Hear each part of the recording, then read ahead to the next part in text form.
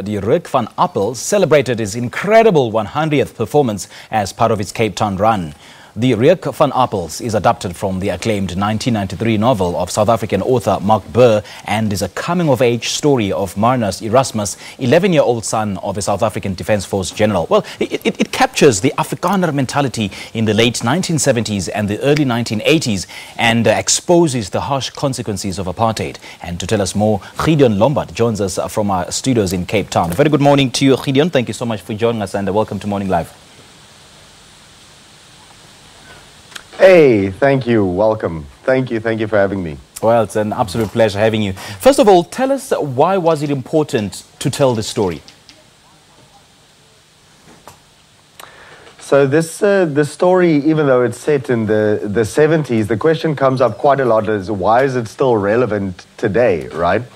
But I think there's a sad irony attached to that in the sense that the conversations that the play provokes have not been had yet, not from the 70s through the 80s through till today. And I think it could act as a cautionary tale in the sense that we better need to speak about these things, otherwise we're doomed to repeat them. Yeah, and take us through the storyline of this and the psyche of the character in the play. Right. So on the surface level, it's a very simple, identifiable story for a lot of people. I think a lot of Afrikaans people that grew up in the 70s or were alive then, in the sense that it's the coming-of-age story of a little boy. He's 11 years old, Marnus. He has a sister that's a little older than he is, and she bullies him, but he loves her. His dad is his absolute hero. His mom to him is the most beautiful woman in the world. He has a best friend that's a little naughtier than he is at school. So on the surface level, a very rosy interaction with life. But the real meat of the story lies in all the underlying motifs and themes, in the sense that it's 1974. The country is at the height of apartheid and racism. It's in the middle of the border war with Namibia and Angola. So it's a psychological story as much as it is a physical coming-of-age story about suppression, indoctrination, and all of the things that have had devastating consequences up until today. You speak of indoctrination, you speak of suppression. I mean, the story captures the mentality of Afrikaners in the country. Would you say that this play will sort of give audiences a much better understanding of how is it to be an Afrikaner? I think so. I think particularly a very specific definition of that word. You know, having toured the play now for almost a year and a half, we have the benefit of retrospect and looking back on the different various reactions of different audiences around the country and Namibia as well, actually. And you really get the sense that a lot of people are reminded what they were forced to forget, you know, and for a younger generation, it provides a point of entry into a part of history that hasn't really been discussed a lot. So it has a lot of different points of entries for different generations, for different people and so on. It's not just about or just for Afrikaans people.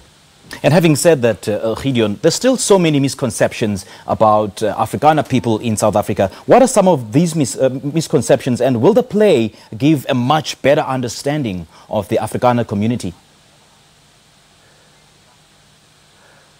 That's a very good question. I would certainly hope so. I think what makes the play so poignant is it looks at the consequences of what happens if we don't communicate with each other and if we isolate ourselves and if we deem one part of society more important and superior to another part of society.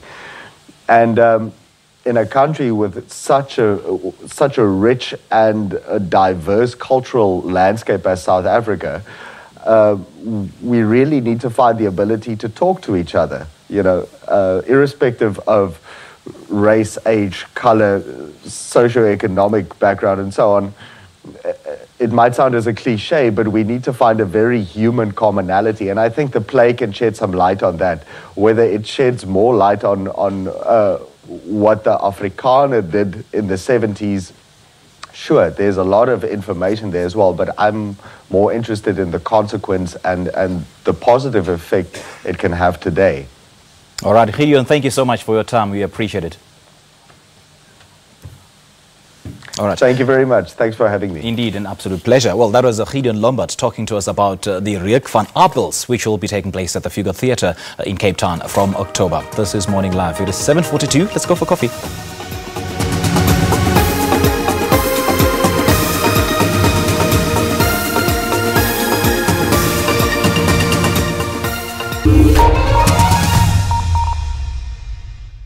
Everyone wants a dignified funeral.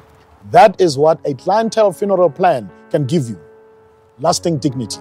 I just want my family to be there, all relaxed, not worrying about paying for anything, knowing that clientele covered everything. I would like a dignified funeral, and the rest should be invested for my children's future. Clientele funeral plans pay out in 24 hours. We will even send 200 Rand airtime. You can cover up to 13 people on one plan. Plans include grocery, unveiling, and transport benefit. Plus, you can get all your premiums back. I told my family, I don't want a fancy funeral. They must come there for a cook sister and a sandwich, and then they must use the rest of the money for their future. I will never stop paying my monthly premium. To me, paying my monthly premium is as important as buying groceries. SMS LIFE to 31043 and we'll call you back. Special assignment. Crime keeps the society in terror and pain. Why so? If someone phones me, this phone me, tells me, okay, look here, you need a silver. And I get you all driving, I'll take it. What pushes normal people to be so hard, heartless, and brutally kill one another? The other side of it could be more for their own psychological need. It might be part of a sexual fantasy that they have.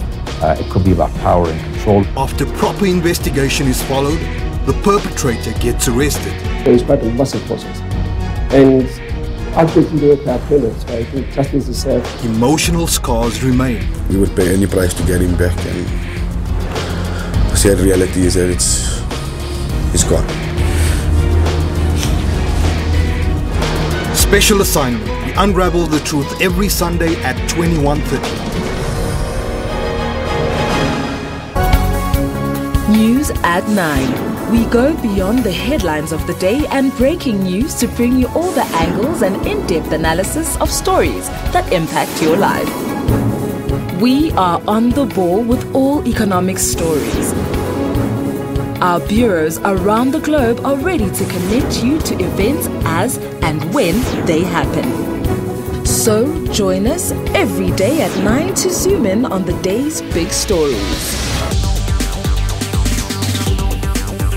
5G technology, the Internet of Things, and